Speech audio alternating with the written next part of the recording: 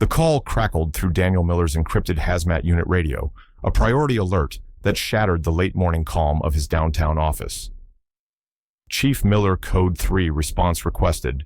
Residential fumigation incident. Potential civilian exposure. 734 Willow Creek Drive. Local fire on scene requesting immediate hazmat assessment and support. Willow Creek Drive, 2 blocks from his own home. A knot tightened in Dan's gut. He knew that street, most of the families. A standard, if urgent, call for his team, the city's Hazardous Materials Enforcement and Response Unit. Acknowledged dispatch. Dan replied, his voice a mask of calm authority. Hazmat 1 and support unit responding. ETA 10 minutes. He was already shrugging into his turnout coat, his response kit hitting his hand with familiar weight. Another day, another chemical puzzle to solve. But the proximity, the civilian exposure, it pricked at an unease he couldn't quite name. As his designated command vehicle siren carving a path through the thinning city, traffic approached Willow Creek Drive, the scene materialized. A house number 734. The Henderson residence was fully enveloped in the bright yellow and red canvas of a structural fumigation tent.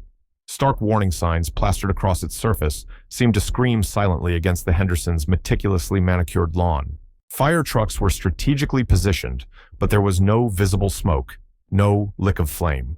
Just the ominous, sealed monolith. This wasn't a fire.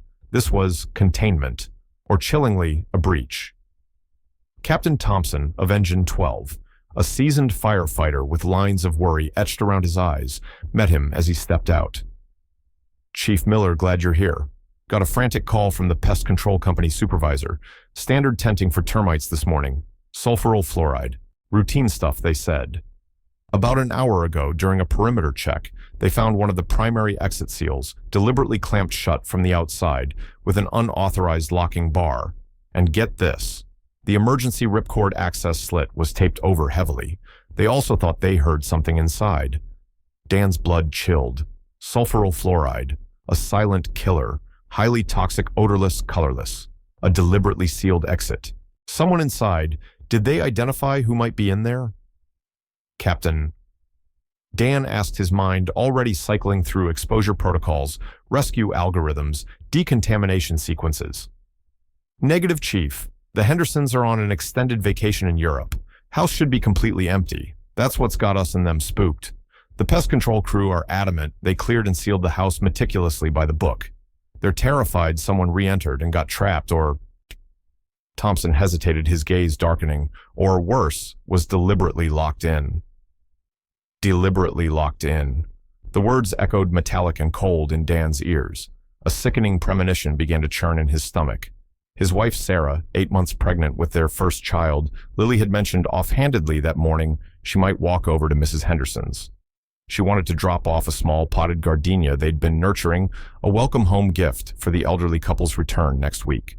Sarah knew the Hendersons were away. She wouldn't dream of going inside an empty house. But the plant, she might have left it on the porch, perhaps peeked into the sunroom if a window was ajar to place it inside, away from direct sun. And if someone was there, someone with malicious intent. My wife. Dan said the words, catching in his throat, his professional composure fracturing. My wife, Sarah, she might have been nearby. She was planning to drop off a plant at the Hendersons' porch this morning. His hand slick with a sudden sweat fumbled for his phone. He dialed Sarah's number, straight to voicemail, again. He'd tried calling her on the way over a routine check-in, a habit born of love, and the impending arrival of their daughter. It had gone to voicemail then, too. He'd dismissed it. She was probably at her architecture firm, engrossed in a design her phone silenced. Now that silence felt terrifyingly absolute. A premonition, cold and sharp, pierced through him. He pictured Sarah, her radiant smile, her gentle hand resting on her swollen belly. Thompson. Dan's voice was suddenly steel, the hazmat chief, taking full, unshakable command, raw fear, channeled into an ice-cold focus. Get your men suited up, level A protection. We're making entry. Full SCBA. I want air monitoring at every potential breach point, continuous readings. What's the concentration inside, do we know? Pest control supervisor said standard lethal concentration for termites, Chief. Nobody survives that for long, unprotected. Dan's world narrowed to a single horrifying point. The sealed tent, the invisible poison lurking within, and the unbearable possibility that Sarah, their unborn child, was trapped in that toxic hell. He turned to his own arriving hazmat team, already a blur of motion, as they donned their specialized chemical entry suits. "All right, team, listen up. Potential victim inside, high probability, it's my wife. This is a rescue operation, fast and precise. 2 and 2 out. Continuous air monitoring. I'm leading the first entry team." There was no question, no flicker of hesitation from his crew. They knew him. They knew the iron will beneath the calm demeanor. They knew what was at stake. As he sealed his own Level A suit, the heavy helmet locking into place with a pneumatic hiss, the world outside muted to the rhythmic cadence of his own breathing apparatus, Dan Miller prepared to enter the deadliest environment he could imagine. He was not just a hazmat chief.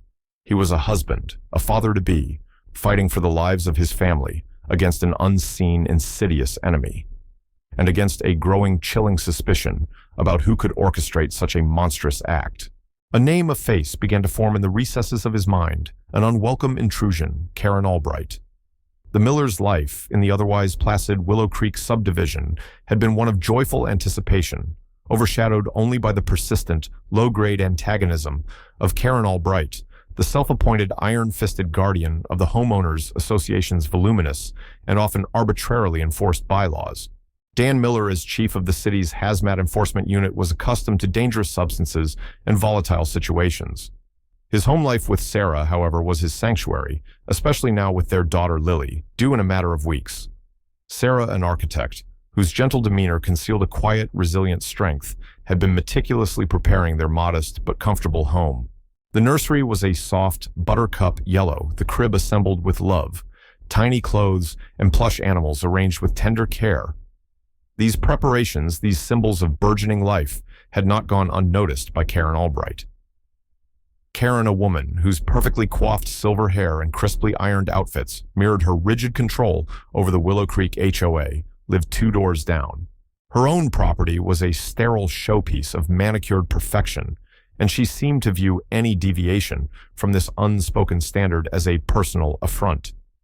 There was a brittle quality to her smile, a sharpness in her gaze that belied any neighborly warmth. The inciting incident, looking back, had been laughably petty, yet it set the tone.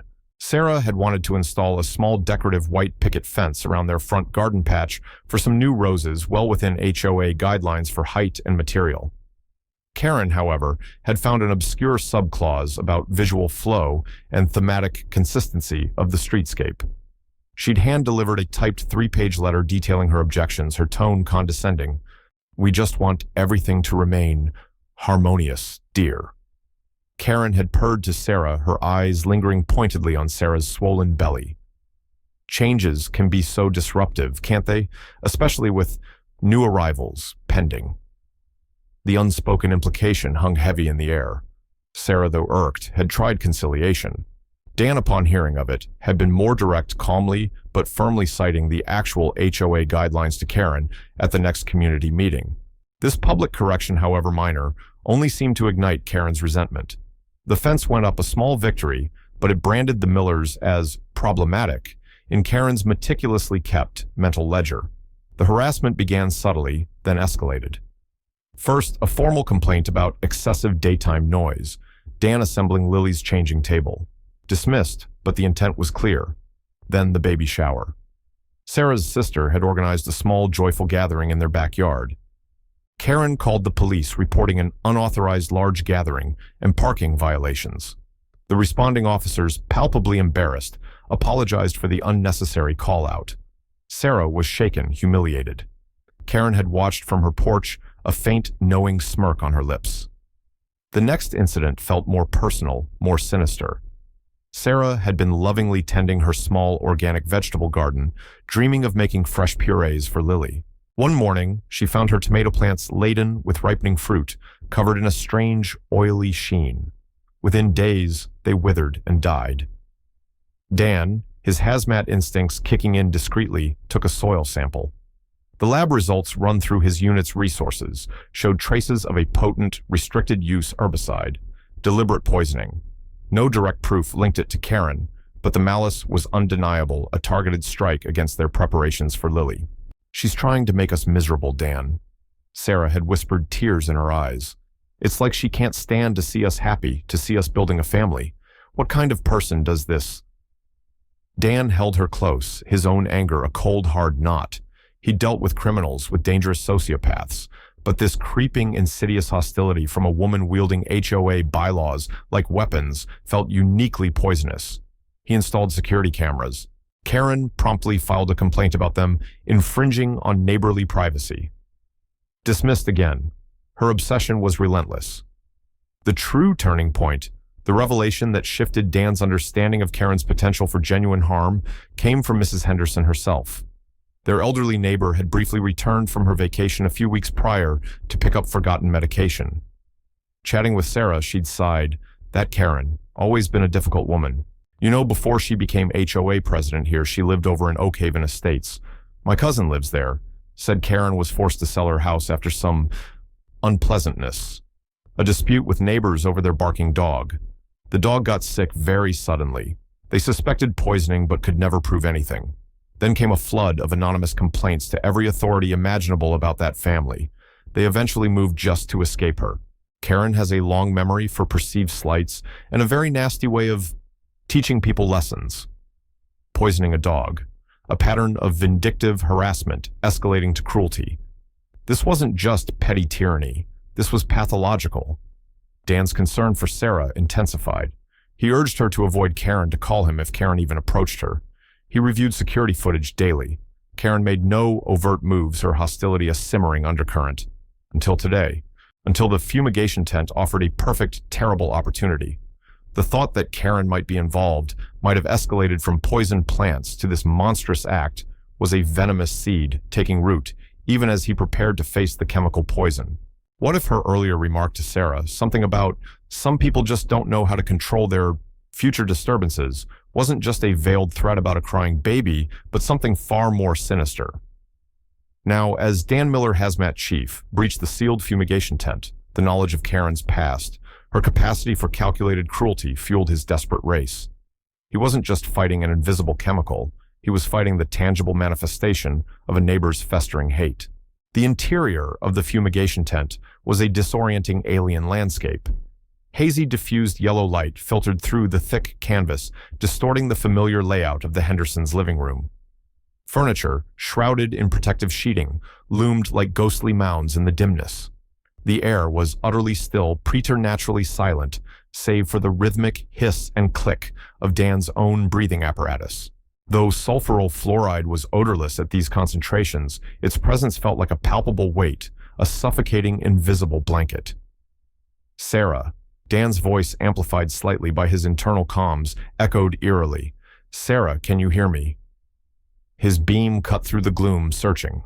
His partner, Marcus Cole, a seasoned hazmat specialist whose calm under pressure was legendary, swept his own flashlight beam across the room. "Clear here, Chief." "Yafats." They moved with practiced urgency, systematically clearing areas their movements hampered by the bulky suits. Towards the back of the house, where Sarah might have accessed the porch. Dan's heart hammered against the confines of his suit, each beat a countdown. Every second mattered. Sulfuryl fluoride was a potent neurotoxin. Exposure, even for a brief period at this concentration, could be catastrophic, especially for a pregnant woman and her unborn child. He imagined the chemical invisible and insidious, crossing the placental barrier, reaching Lily. The thought was a physical agony. He had faced countless chemical threats, engineered responses to mitigate widespread panic. But this was different. This was an enemy he couldn't just neutralize. It was an attack on the very core of his existence, and a chilling sense of helplessness warred with his professional resolve. He was the expert, yet he might be too late to save his own. He found her. In the small enclosed sunroom at the very back of the house, a room that opened onto the Hendersons' surprisingly lush back garden. Sarah had collapsed near the door leading outside. That door, too, was inexplicably, horrifyingly barred shut from the outside. A heavy iron garden hoe was wedged tightly against the frame, and the door jamb a crude but effective lock.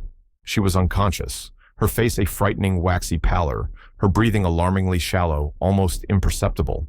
The small potted gardenia lay shattered beside her, its white petals scattered on the floor like fallen tears. "Found her!" Dan roared into his comms, his voice cracking. Victim unconscious sunroom, barricaded rear exit. Marcus, get this damn door open now, I'm assessing her. He knelt beside Sarah, his gloved hands, clumsy and thick, in the level A suit, fumbling for a pulse at her neck. Faint, thready, but undeniably there. A surge of desperate hope shot through him. Sarah, honey, it's Dan, we're getting you out. He checked the seal on his own mask, then making a critical, risky decision, he cracked the valve on a small emergency escape respirator he carried quickly but gently, fitting it over Sarah's mouth and nose. It wouldn't last long, but it might provide her with a few precious breaths of uncontaminated air. Marcus, with a guttural grunt of exertion, put his shoulder to the door while yanking at the hoe. The wood splintered, the metal screeched, and then the hoe clattered free. The door swung open. Cool, fresh air, a shocking, life-giving contrast to the toxic soup inside, rushed in. Two more hazmat technicians, waiting just outside in full gear, as per protocol, surged forward with a specialized chemical-resistant stretcher. Let's move, move, move, move. Dan commanded his hands, helping to gently lift Sarah onto the stretcher. They carried her out a grim procession through the poisoned house, back into the relative safety of the front yard. Paramedics, now also in protective gear, were waiting, their expressions grim. Unconscious female, approximately 32 years old, 8 months pregnant. Dan rattled off the vital information, his voice strained but clear. Prolonged exposure to sulfuryl fluoride, estimated 30 to 40 minutes based on entry time. Possible severe hypoxia, respiratory distress. Get her on high-flow oxygen-positive pressure if you can. We need immediate transport to University Hospital. Notify them of acute sulfuryl fluoride poisoning. Tell Dr. Evans in OB triage I'm sending her and that the fetus is also at extreme risk. He watched his breath catching in his throat, his entire being clenched in an agony of suspense as they loaded Sarah into the ambulance. The doors slammed shut, a sound of terrible finality. The siren wailed, cleaving the air as it sped away. Only then did Dan allow himself a moment to sag against the side of his command vehicle, the adrenaline beginning to ebb, leaving him shaken but consumed by a burning, focused rage. Karen Albright. He knew with a certainty that transcended mere suspicion that she was behind this. The deliberately sealed primary exit, the taped emergency slit, the barricaded sunroom door, Sarah's known intention to be near the Henderson house. This was no random act, no tragic accident. This was a calculated, monstrous act of malice. This was attempted murder. Detective Eva Rostova, a sharp, no-nonsense officer from the city's major crimes unit who often liaised with Hazmat on suspicious incidents, approached him. Her face was grim. Chief, the pest control supervisor, a Mr. Henderson, no relation to the homeowners, ironically is positive, he saw Karen Albright on her porch watching their crew intently as they finished sealing the tent earlier this morning. He said she even engaged him in conversation, asking some unusually specific questions. How long the chemicals would be active, whether the warning signs were sufficiently prominent to deter curiosity seekers, and if the seals were absolutely airtight. She was casing the scene, Dan said, his voice hard as flint, learning the setup, probing for weaknesses, waiting for her opportunity. His mind replayed Mrs. Henderson's chilling story about the poisoned dog in Oak Haven. This was a pattern. We also have a preliminary statement from a Mrs. Gable next door to the Hendersons. Rostova continued, her gaze steady on Dan's. She saw Sarah Miller walk over towards the Hendersons' porch around 10:30 this morning. About 15 minutes later, she saw Karen Albright walk briskly away from the back of the Hendersons' property from the general direction of that sunroom. Mrs. Gable thought it was odd Karen not using the sidewalk, but didn't think much more of it until she heard our sirens. Motive means opportunity, and now a witness placing Karen at the scene of the crime near the specifically barricaded sunroom exit shortly after Sarah would have arrived. It was clicking into place, a horrifying mosaic of premeditated evil. Yo, get a team over to Albright's house now, Detective Rostova. Dan ordered, his voice devoid of any emotion but cold command, as he began the methodical process of doffing his contaminated outer gear with the help of a decon unit. I want her detained for questioning. Secure her residence as a potential secondary crime scene. Look for any clothing that might have trace chemicals from the tent material, any tools she might have used to bar those doors, especially anything matching that hoe. And get an expedited warrant for her phone records and digital devices. I want to see her search history, who she called, if anyone, around the time Sarah was trapped. He needed to get to the hospital to be with Sarah to hear any news, however dire. But first, he had a duty as chief, and now as the primary witness and victim's husband in a deliberate, hazardous materials attack. This was no longer just a hazmat incident. It was a major felony. He found Karen Albright on her front porch, calmly, almost serenely, watering her perfectly arranged, unnaturally vibrant petunias. The picture of suburban innocence, the sheer incongruity of her composure, her normalcy after what she had done, ignited a fresh blaze of fury in Dan, a rage so potent it almost choked him. Karen Albright. Dan said, his voice tight with controlled anger, as he and Rostova, flanked by two uniformed police officers who had arrived for support, approached her. You need to come with us. We have some questions for you regarding the incident at the Henderson home. Karen turned a practiced look of mild surprise on her face, though her eyes, when they met Dan's, held a flicker of something cold, assessing, and utterly devoid of empathy. Chief Miller, detective. Such a terrible, terrible thing. That poor woman. Sarah, isn't it? Is she all right? Her voice was smooth, concerned, a perfect imitation of sympathy. My wife Sarah is fighting for her life and the life of our unborn child, Karen. Dan said, his voice like chipping ice. Because someone deliberately trapped her inside a house filled with lethal poison. Someone who knew the dangers. Someone who methodically sealed every exit. Karen's composure wavered, just for a fraction of a second, a tiny crack in the flawless facade. Trapped. How dreadful. I saw all the commotion. I was just tending my flowers, trying to stay out of the way. She gestured vaguely with the watering can. Were you Karen? Rostova interjected, her tone sharp and incisive. Or were you perhaps walking away from the back of the Henderson property around 10:45 this morning, shortly after barring Sarah Miller inside their sunroom with a garden hoe? The color drained from Karen's face, leaving it pasty beneath her carefully applied makeup. That's a preposterous, outrageous accusation. I would never... I am the president of this homeowners association. I uphold standards. I ensure safety. We have a witness who saw you, Karen. Dan stated, his gaze unwavering, pinning her. We have the pest control company confirming your unusual and highly specific interest in their procedures this morning. And we will have forensic evidence. You deliberately and with premeditation exposed my pregnant wife to a deadly neurotoxin. You tried to murder her and my child. Darsh. Karen began to tremble, her eyes darting around as if seeking an escape route, but she was cornered. The carefully constructed facade of the concerned neighbor, the diligent HOA president, was visibly crumbling, revealing the ugliness beneath. She shouldn't have been snooping. Karen suddenly shrieked, her voice rising, cracking, laced with a terrifying, venomous rage that contorted her features. People need to learn to mind their own damned business. They need to respect boundaries, respect the peace. She was always so disruptive, with her messy gardening, her noisy plans for that screaming baby, always pushing, always changing things. She needed to be taught a lesson, a serious, permanent lesson about respecting the established order of this neighborhood. Her outburst, a confession born of panic, and her profoundly twisted sense of justification, hung in the quiet afternoon air, ugly and damning. The uniformed officers stepped forward, their expressions hard. Karen Albright. Dan said, his voice now utterly devoid of all emotion, save for a steely, implacable resolve.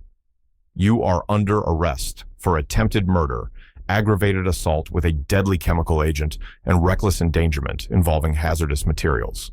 Sarsh. As the handcuffs clicked decisively shut around her wrists, Karen stared at Dan, her face a mask of disbelief, then impotent fury, and something else. A chilling flicker of what looked like satisfaction. Her lesson had backfired spectacularly. The community she claimed to be protecting with her warped sense of order would now see her for the dangerous, malicious individual she truly was. As they led her away, she spat out, her voice low and guttural. I did what was necessary, just like before. Some people just don't learn. The words, a clear reference to Oak Haven, sent a final shiver down Dan's spine. The fight for Sarah's and baby Lily's lives was a harrowing ordeal that stretched over agonizing days and nights. Sarah remained in critical condition in the ICU, battling the devastating systemic effects of the sulfuryl fluoride poisoning. The doctors at University Hospital, led by the renowned neonatologist Dr. Alastair Evans and a team of toxicologists, worked tirelessly. They administered a cascade of treatments to counteract the neurotoxin support, Sarah's failing respiration, and compromised vital functions, all while meticulously monitoring Lily's delicate state in utero. The chemical was known to cross the placental barrier, and the potential for severe neurological damage to the developing fetus was terrifyingly high. Dan rarely left Sarah's side, maintaining a silent, anguished vigil, his professional knowledge of the chemical's devastating potential a constant, silent torment. He replayed every moment, every sign he might have missed about Karen, every instance where he should have done more to protect his family. The helplessness was a corrosive acid in his soul.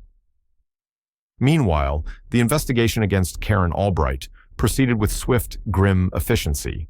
Her home yielded damning evidence. Gardening gloves, with microscopic traces of the specific industrial sealing tape used on the fumigation tent's emergency slit soil, matching samples from the Hendersons' back garden on a pair of shoes, and the murder weapon, the iron hoe, leaning against her garage wall, its end still bearing minute splinters from the Hendersons' sunroom door. Her computer and phone records were a map of her escalating obsession. Internet searches in the preceding weeks for effects of sulfuryl fluoride on humans, odorless poisons, how to silently secure a door from the outside, and chillingly legal repercussions for accidental poisoning versus intentional. The pest control employees confirmed her overly inquisitive behavior. Mrs. Gable's eyewitness testimony was unshakable. Karen's own confession, blurted out in panic, and self-righteous anger sealed her fate. The Oak Haven Police Department, when contacted, provided records of the old unsolved dog poisoning and the subsequent harassment campaign against Karen's former neighbors, painting a clear picture of escalating psychopathy. The Willow Creek community was thrown into turmoil. Initial shock gave way to disbelief, then horror, as the details of Karen's deliberate, cold-blooded act emerged. Neighbors who had once grumbled about her petty HOA enforcement, or who had been cowed into resentful silence by her overbearing demeanor, were now confronted with the terrifying reality of her capacity for extreme violence. There was an outpouring of support for Dan and Sarah, a collective wave of shame and regret for not recognizing or addressing the escalating danger Karen posed. The HOA board convened an emergency meeting, immediately stripping Karen Albright of her presidency and all duties, issuing a profound public apology to the Millers and vowing to completely overhaul their complaint and enforcement procedures, shifting to a model of community support rather than punitive action. Slowly, miraculously, Sarah began to claw her way back. Her breathing improved fractionally. Her vital signs showed faint signs of stabilizing. The doctors remained cautiously optimistic for Sarah, but gravely concerned about Lily. After what felt like an eternity of holding his breath, Dan was there when Sarah regained consciousness. Her first whispered word was his name. Her eyes filled with a terrifying confusion, then dawning horror as fragmented memories surfaced. Dan held her hand, his voice thick with emotion, reassuring her, telling her she was safe, that Karen was in custody. Sarah's eyes, though weak, flashed with a fierce light. "I won't let her win Dan." She rasped her fingers, tightening on his. "Not her. For Lily. We fight." Her strength, even in this ravaged state, was a beacon. The subsequent weeks were a torturous roller coaster of progress and setbacks. But Sarah was a fighter, and Lily, it seemed, had inherited her mother's formidable resilience. Against considerable odds, Sarah's condition improved enough that the doctors decided the safest course was to deliver Lily via a carefully managed emergency C-section. Lily was premature, and the risks were immense, but keeping her in an environment still struggling with the toxic aftermath was deemed even riskier. Lily Rose Miller was born small, weighing barely 5 pounds, but her first cry, though thin, was a defiant scream that echoed through the operating room. The most beautiful sound Dan and Sarah had ever heard. She required immediate neonatal intensive care, monitored around the clock for any signs of neurological or developmental damage from the chemical exposure, but she was alive, a tiny, perfect, tenacious miracle. Karen Albright's trial was a local and even national sensation. Her expensive defense attorney attempted to paint her as a misunderstood, overly zealous community advocate, suffering from stress and a rigid personality, but ultimately not malicious or capable of such a heinous crime. They argued temporary insanity, a break from reality. The prosecution, armed with the overwhelming forensic evidence, multiple eyewitness testimonies, Karen's digital footprint, mapping her premeditation, and her own damning words, methodically dismantled this defense.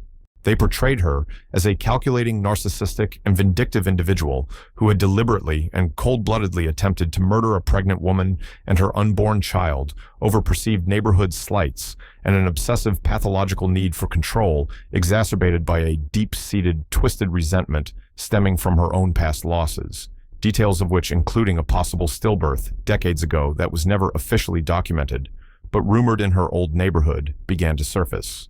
Though were not admissible in court, they painted a tragic, if not excusable, backdrop to her psyche.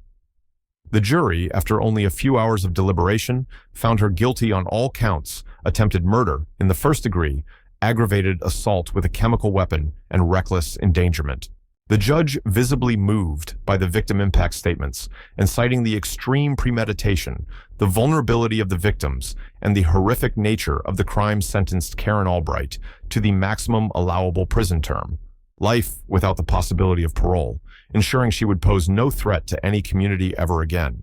Her assets were frozen, and a significant portion was awarded to the Millers in a civil suit to cover the astronomical medical expenses and the lifelong ongoing care Sarah and potentially Lily might require.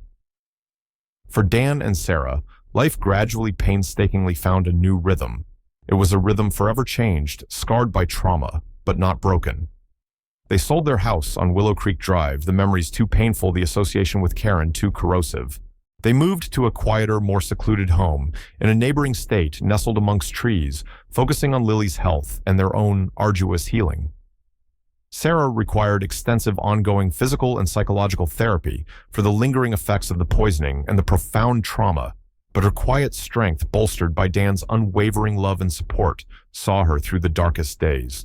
Lily, against all odds and medical prognoses, showed remarkably few lasting ill effects from her perilous entry into the world. She grew into a bright, vivacious, and giggling child, a testament to resilience.